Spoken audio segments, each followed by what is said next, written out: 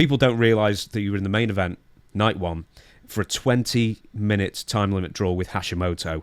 Right. How in the heck do you wrestle against in front of that many people who don't really know what they're seeing? It was horrible. Here's the situation. Me and Hashimoto wrestled like a week earlier, and I think it was in Nagoya, and we burnt the house down. It was awesome. He and I had a chemistry that it was physical. He was tough.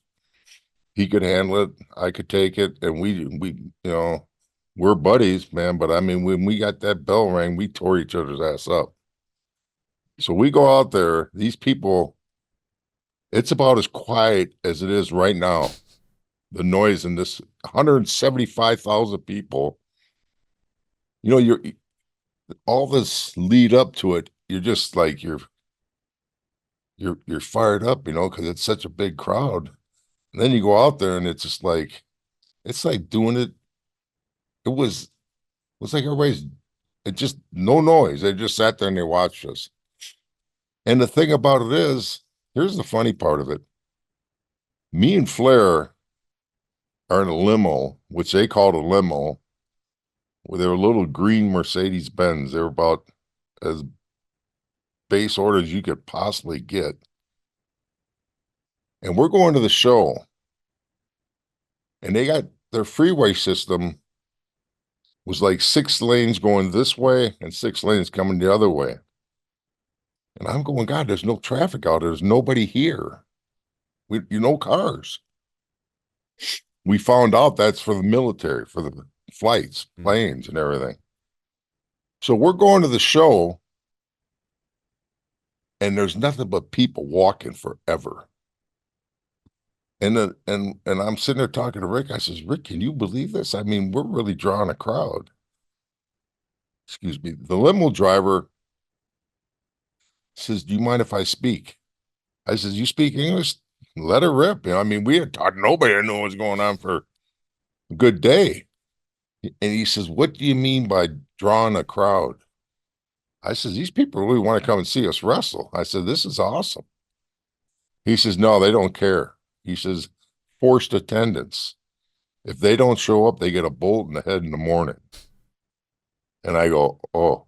So that was a little indicator that these people ain't fans. So anyways, as we were going further towards getting to where we need to go, the crowds got bigger. And it was like just driving through people, and they're parting the way. And you get a look at them. It was horrible. Their faces were sunk in. They were starved. They had no food. And they were wearing these jackets that had like padded shoulders on it. And the clothes just hung off them. Their appearance was like they were bigger than they were. And it was just, I mean, it was terrible. And that's why when Inoki and Flair wrestled the main event the last night, they went old school, brother, and they took that crowd and they had them it was like, I couldn't believe it. It was one of the best matches for the situation I've ever seen in my life. With I think Inoki was the only person who was known in North Korea because he was Ricky Dozan's protege, and Ricky Dozan Yeah, was North yeah, Korean. Am I right? right, yes. Were you disappointed not to get a giant vase at the end of the end of the match like Inoki and Ric Flair did? Did you see that? Well, we didn't, we went out and did this strong style match that was just, I mean, physical as, and they didn't understand it. They were mad. Like if you had a guy down, you didn't kill him. I'm serious. When like just stomp his head in, it was like, it was just a different situation. The Road Hawk was in, and he stood on the top rope and he just yelled at the crowd, like, what are you doing? Because I mean, you went through all this, the Steiner brothers. I mean, nobody's getting nothing. Benoit, Scorpion did this some moonsault, whatever. And I think it was Otani who he wrestled. And he came across his face with a boot and just, I mean, busted him up bad. And the people went, ooh. I mean, that kind of got him a little bit. But it was, the blood was flowing, the teeth are laid out, and it was, a bad Hmm. Sort of, perform or I, executed move. I guess in a totalitarian regime, all they understand is absolute brutality. It's Yeah, something to react to. there's people that have contacted me over the years, and there's a guy I can't remember. He's from Europe someplace. His last name he's from Switzerland, and he's doing a documentary on that show, and he's trying to interview everybody and get as much information as he can. So he was talking with me for a while. He said the next day when we left, this is no kidding. I mean, and I talked about this yesterday, not on air, but with a friend. And the next day after we left, the whole stadium was full again, and they did a mass execution where they took like two cranes and they hung over 100 people and made Gee. the crowd stay there for hours. And they still have posters of us about how we were the just horrible individuals, there to rape their women and kill them and everything. But they made the people sit there and watch this. And and when I bring it up to people that have been there, like I talked to Sonny Ono or I'll talk to Eric or I'll talk to guys, and they've heard the same thing. And I have no proof, but I don't doubt it a second. Hmm. Did you have any trouble leaving North Korea, or at any point think that your life We was in danger? the way Flair Rick was they put so much pressure on him because they wanted him to turn on America. Say that North Korea is the major power in the world, blah, blah, blah, all the nuclear weapons they got. And they were getting him, and Rick stood his ground, best he could. And what I went through was absolutely insane. But they did to Rick was hard on him. I mean, he Rick was either standing next to me, Scott, or Rick Steiner or Hawk. I mean, he was absolutely. It, they had him just like flipped out. We got back to Nagoya. It was raining out. Rick's got the alligator shoes on, the $3,500 suit and everything. He got down on his hands and knees to kiss the air the tarmac. I mean, he was like just because that plane that they came over and got us in, that thing hasn't flown in 100 years. I mean, the airport when we went in through customs area, there was dust this thick in there. Nobody been in there for years. I mean, it was just, and they took our passports right away. And that's when Flair just started going, "Oh my God." And to tell you the truth, if it wasn't for Ali, I don't think we'd have left. Because what I experienced between my phone call home, I'm sure you're gonna want to get into that. Oh, we can get into whatever you want. I mean, what they put me through. I tried to call home for 3 days and I couldn't get through. They wouldn't let me get through. What you had to do is I was on the seventh floor. The elevators weren't working. They wouldn't let us use the elevators. You had to walk up the flight of stairs. So, anyways, to make a phone call, you had to go down in the basement, get the operator to connect you, then they'd ring your room. So I'm running up 7 flights of stairs to my room. I could hear the damn phone ringing. Got the key in the door. Just when I get to grab the phone, stop ringing. This went on for 2, 3 days. Finally, they let me call home. And I talked to my wife. I'm a newly married guy. And she goes, "Where have you been? Why haven't you called?" And I says, "Tammy, I've been trying to call you for 3 days." She was just pissed. She thought I was out partying and having fun, just living the. And I says, "You don't understand what kind of shithole I'm in here." Click. And the phone got Mm. cut off on me. And I went, she hung up on me. I was pissed. So, anyways, as soon as that happened, it wasn't even 30 seconds. Somebody hammers on my door. I'm not in a good mood. I open that door up. Here's a dude in a suit with four military guys with weapons. And they took me out of my room and they took me straight away. I walked right past where the operator was, and we went down underneath the hotel and they grilled me, man. I mean, they were pissed. You can't talk about North Korea like this. I mean, I honestly thought that they were just gonna they were these certain people would come in, military people, and the looks they were giving me, and they'd come in and they'd talk to me, and they were just disgusted with me. They were just like they wanted. It was unbelievable. And when they finally brought me back to my room, Hawk was right next door to me. I called Hawk up and I said, "Just come to my room," because the phones are tapped. So, anyways, they came to my room, and all of a sudden, here comes Masa and Tori because they wasn't told them. You got to make sure your Americans don't say bad things about North Korea.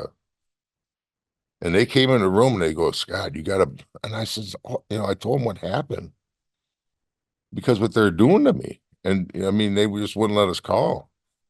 And I honestly thought that was going to be the end. Mm. I've never been in a situation where I was so I couldn't control it. You know what I mean? They had weapons and they had people and they had, I mean, it was like, it was absolutely insane. You must have been like when Hawk and Scorpio ended up fighting on the bus. You must have been like that. We're never going to get out of here now. They're going to find out, and that's it. Well, I wasn't there for the fight, but I heard about it. I was, that day I rode with Flair and, that's, that, mm, that whole story that was on the dark side, you could take about 95% of that, open the window up and throw it out the window because it didn't happen that way. Okay. I'll promise you that. I mean, the dark side, they've contacted me afterwards to do other episodes and whatnot. But after that one, see, they didn't have the main guy to do the interview. They didn't have Flair. He was the guy. Everything was, went through Rick and, they wanted Hogan at first and then they went to Flair. And they put all the pressure on Rick and the story would have been around him. For them to take North Korea and turn it back around to Scorpio and Hawk with this little spat they had on the bus was bull. It was terrible. And they lost my trust. Hawk was going through, he wasn't 100%. And he had Hep C. He was taking the interferon and it made him feel like shit. And I actually talked to him that morning. And what happened there happened. And, I heard that Hawk just didn't do anything and he hit Mike 3, 4 times. But like everything that was brought up like happened in they were in the elevator and he said I ran out of steroids and pain pills was such a lie because every time you left your room, you had two guards with you. And everywhere you went, and the only time I seen the elevators working is when they took me out of my room. We went to the elevator. And I'm going, why weren't they working when I'm running up and down the stairs trying to get this phone? They just they were I thought they were going to shoot me when I said something because I was a little combative. But then I realized I'm in some trouble here. I mean, but it didn't, none of that really happened. And, they took a story and they made, the negative with the Road Warriors, the first one, they didn't do me favors there and they certainly didn't do me favors in the second one. And, I mean, I mean, it wasn't on the up and up. I mean, it happened, but a lot of the stuff around that did not happen. Mm-hmm. So We'll talk about a brief bit more about North Korea as well because sure. the Hardcore Rob has said so few Americans have stepped foot in the country. Could you describe maybe the food you were served, the drinks you were served, and maybe what kind of facades in Pyongyang or wherever else you ended up in North Korea just seemed fake? I mean, the food was horrific. I mean, we were served a dinner, and it was like their White House, I guess it was, and that meal was pretty darn good. But otherwise, the food we got served, they wanted to be like a brook trout, and they would take a brook trout's head that was cut off, and they would take a fish that was like the head looked like the fish was just enormous. It was just like it was the smell of it was horrific. And they put this little brook trout head by the plate, like they're serving the fish whole, right? Like, are we that stupid? I mean, and then the food, it just nothing really. They told us to bring canned food if we want. So I took it to heart and I brought like 12 chunky soups, and I'm glad I did. Because I mean, I don't remember eating anything good there besides that one meal where Scotty Steiner, he almost he almost got himself in some big trouble that night. Oh, It did was he? What did he do? well, they Did had he send these his dinner back? Is that the? Did he complain about the no, food? this no, they had their pageantry was amazing at the show, the at the event. It made the Super Bowl look like a high school homecoming. I'm serious. So, anyways, they had these dancing gals, and somehow or another, they're changing their outfits right in front of you. And Scotty couldn't handle how they were doing it. So he snuck around backstage and got in the back, and he was trying to figure it out. And they brought him back. I mean, and I'm sure Scotty got. I mean, but yeah, he went. I mean, he got like he went up on the stage in the back of the curtains, and he's like this, watching. And this place here, no joke, man. It just sounds like you couldn't never take Scott Steiner to a magic show. He would just No. demand to know how everything was done there and then. Oh yeah, Scotty's a little impatient, I would say. Yeah. It was. I'm sorry. No, go ahead. I was going to ask as well. So when you were being toured around, from the hotel to the venue, did the buildings look real? Did certain things look real, or did they all seem like like the Truman Show? Just like hollowed But out buildings for a facade for the effect. yeah, but they would, they would do angles to make that city. That city was like, it wasn't nothing to it. I mean, it was like, I don't really, I mean, it's like the smallest city in the world. It was when you're driving to it, right? Where they live is everything looks the same. It's these massive concrete buildings with these little tiny windows in them. And it's like a school. You go to the side of, I mean, and hundreds of people. There's no grass. And I mean, it's like 500 families could live in each one of these things, and there's hundreds of them. There's no paint. They look like prisons.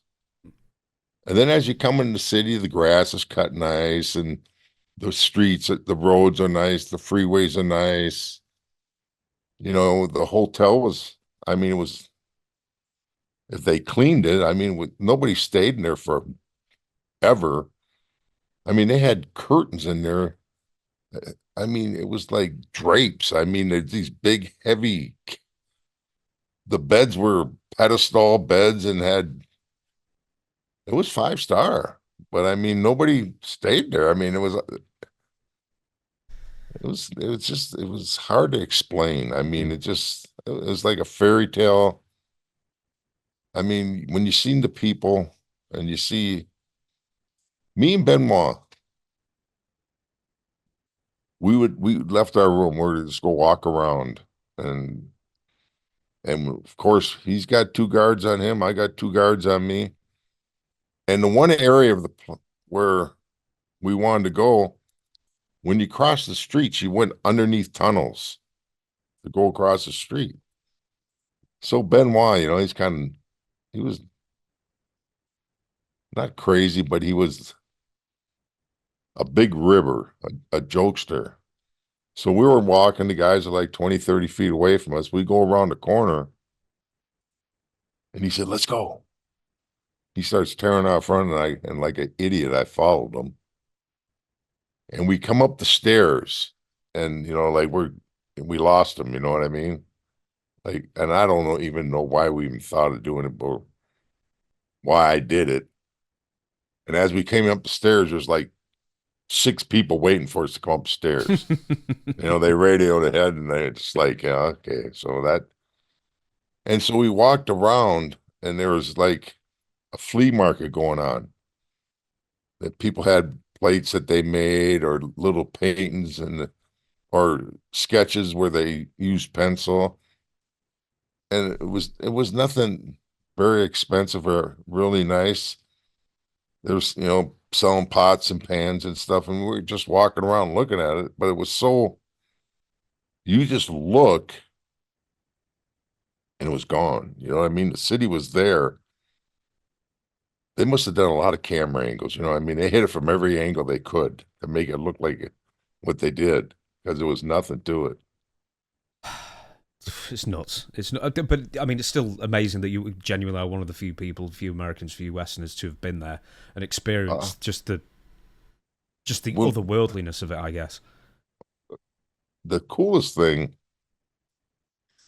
we went to the South Korea North Korea border.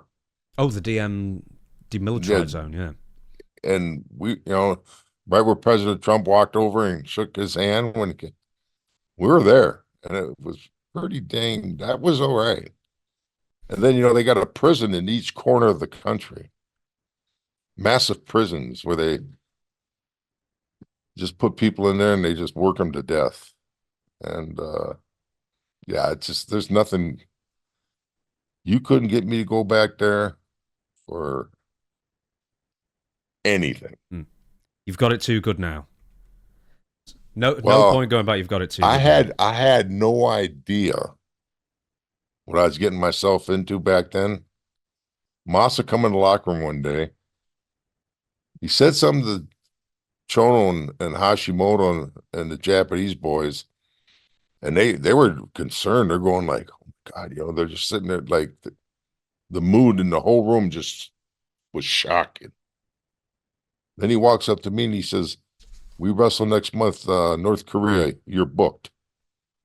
I go, "Okay." Like, I mean, I really didn't. I didn't know anything about North Korea. I was busy trying to get in the, work my way up the ladder and get my, career going. And the Japanese boys, Chono comes walking up to me. He says, "We're going to North Korea." And I says, "Yeah, that's what Masa said." He said, "They hate us. They want us dead. Why are we going there?" And I really didn't know what I was getting myself into until like we got there. And, because on the way there, we're having a blast. We met in the airport, and here comes Ollie with his entourage in and Flair. And, we're all, this is, we got a cool trip and all everything. Brother, we got in we landed at Jalopy. Did you ever see the movie Major League? Years ago, yeah. Yeah, where Yeah. they wanted to ruin the baseball team, so they started making their travel worse, and they were duct taping the plane together and everything. That's what we were on.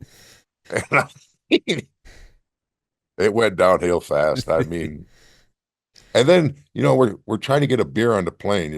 Guys like to drink beer when we're flying along. Nobody got the same beer. And these beers were not in the refrigerator ever.